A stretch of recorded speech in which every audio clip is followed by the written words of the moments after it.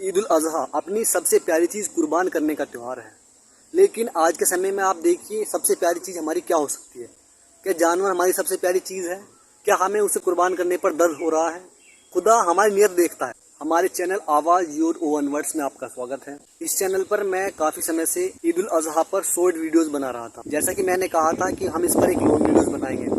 آئیے جانتے ہیں کہ بقرعید کا تہوار، عید الاضحیٰ کا تہوار آخر کیوں اور کس وجہ سے بنایا جاتا ہے۔ پیغمبر ابراہیم علیہ السلام، جنہیں 3 دھرموں میں عیسائی، یہودی اور مسلم سبھی اپنا پیغمبر مانتے ہیں، ابراہیم علیہ السلام جو کہ خدا کے ایک پیغمبر تھے، انہیں ایک بار خواب میں دکھتا ہے کہ خدا ان سے چاہتا ہے کہ وہ اپنی سب سے پیاری چیز قربان کرے۔ اس سے آگے جانے سے پہلے ہمیں تھوڑا پیچھے جانا ہوگا۔ پیغمبر ابراہیم علیہ السلام کے کوئی اولاد نہیں تھی۔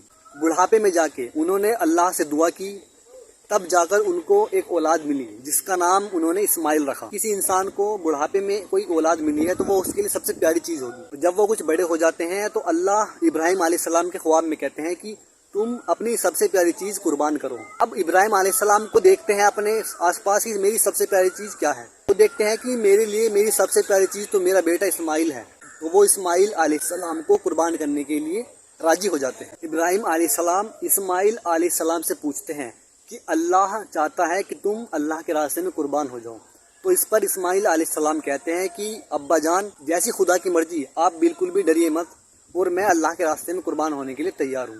اللہ ابراہیم علیہ السلام کا امتحان لے رہے تھے، وہ دیکھنا چاہتے تھے کہ یہ کس حد تک امتحان کو پار کر پاتے ہیں۔ اب وقت آتا ہے اسماعیل علیہ السلام کو قربان کرنے کا۔ جب ابراہیم علیہ السلام چاقو سے اسماعیل علیہ السلام کو قربان کرنے کے لیے چلتے ہیں تو چاقو چلتا نہیں۔ اس بیچ جبرائیل فرشتہ وہاں پر آتے ہیں اور وہ ابراہیم علیہ السلام سے کہتے ہیں کہ خدا تم سے راضی ہو گیا ہے۔ خدا دیکھنا چاہتا تھا کہ تم اپنے سب سے پیارے اپنے بیٹے کو کس طرح سے قربان کرنے کے لیے راضی ہو جاتے ہو۔ ایسا کہا جاتا ہے جب ابراہیم علیہ السلام چاقو سے وار کرتے ہیں تب وہ چاقو اسماعیل علیہ السلام کے بالکل بھی نہیں لگتا، اور وہ ایک جانور جسے دمبا کہا جاتا ہے اس کے لگ جاتا ہے۔ تب سے یہی رواج آج کے سمے کے مسلم لوگ اپناتے ہیں۔ اب آتے ہیں آج کے سمے میں کہ آج کے سمے میں کیا ہو رہا ہے۔ آج کے سمے میں جو لوگ عید پر قربانی کرتے ہیں صرف اور صرف یہ دیکھتے ہیں کہ ہاں بھائی ہم ایک جانور لائیں گے، کتنا گوشت اس میں نکلے گا، سوچتے ہیں کہ ہم سب سے بڑا جانور لائیں، سب سے مہنگا جانور لائیں جس کی وجہ سے آس پاس کے لوگوں میں ہمارا نام ہو جائے۔ اپنے آپ کو بڑا دکھانے کے لیے آج کے سمے میں لوگ قربانی کرتے ہیں۔ اگر ہم پرانے سمے میں چلے تو اس سمے پر اس کے بیوی بچے اور جانور ہی اس کے لیے سب سے زیادہ ضروری چیز ہوتی تھی، تو اس سمے کے لوگوں نے سوچا کہ اپنے بچے کو تو ہم قربان نہیں کر سکتے، اس سمے پر انہوں نے جانور قربان کرنے کا رواج اپنایا، اور جو کہ آج کے سمے میں بھی ہم اپناتے ہیں۔ لیکن ایک چیز جو آپ کو یہاں سوچنی پڑے گی، وہاں پر لوگ اس جانور کو بچپن سے پالتے تھے، انہیں اپنے بچے جیسا پالتے تھے اور انہیں اس سے موہ ہوتا تھا۔ لیکن آج کے سمے میں کیا ہوتا ہے، 10 دن پہلے 15 دن پہلے، بقرعید سے 2 دن پہلے بھی لوگ جانور لاتے ہیں۔ تو آپ سوچئے ان کا کیا موٹیو ہے، ان کا کیا ریجن ہے قربانی کرنے کا؟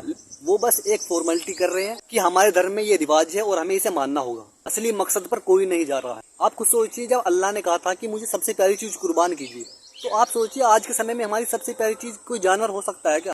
اسے ہم بچپن سے پال بھی نہیں رہے ہیں۔ مجھے لگتا ہے آج کے سمے میں ہماری سب سے پیاری چیز جو ہو سکتی ہے ہمارا پیسہ، ہماری جو نفسانی خواہشات ہیں، پیسے کو زیادہ سے زیادہ کمانا، تو یہ چیز کو ہمیں ختم کرنے کی ضرورت ہے اور ہمیں اسی کی قربانی دینی ہے۔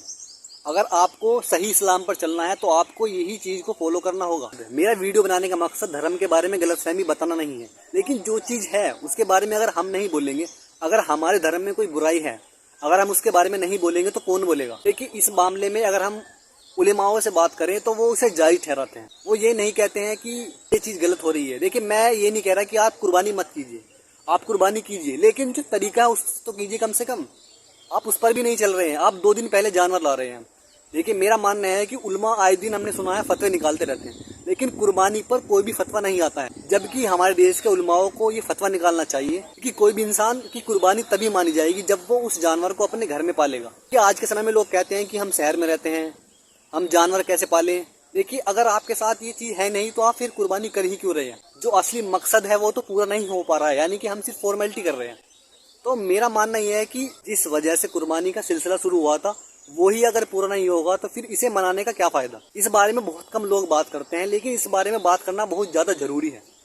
آپ خود سوچئے کہ دنیا بھر میں اتنے زیادہ جانور کاٹے جاتے ہیں صرف اور صرف بقرعید کے تہوار پر، اور اس میں لوگ کہتے ہیں کہ یہ ایک کھانے کے لیے ہے، جو غریب لوگوں کو کھانا نہیں مل پاتا وہ اس دن فری کا گوشت کھا پاتے ہیں۔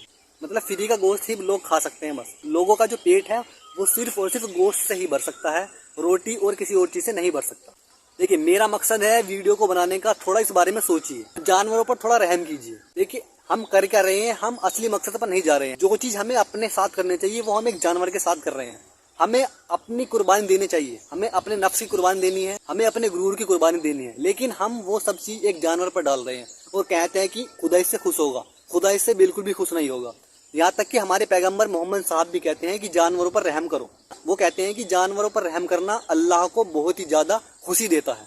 तो आप सोचिए कि जब आपकी नीयत में ही खोट है तो अल्लाह आपसे कैसे खुश हो जाएगा।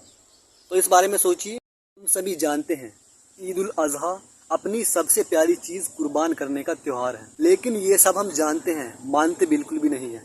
कुर्बानी किसी जानवर की नहीं, कुर्बानी करो अपने नफ्स की, कुर्बानी करो अपने गुरूर की, जो हमें सबसे प्यारा है और खुदा को नागवारा है। आप सभी को मेरी तरफ से ईद की बहुत बहुत मुबारकबाद।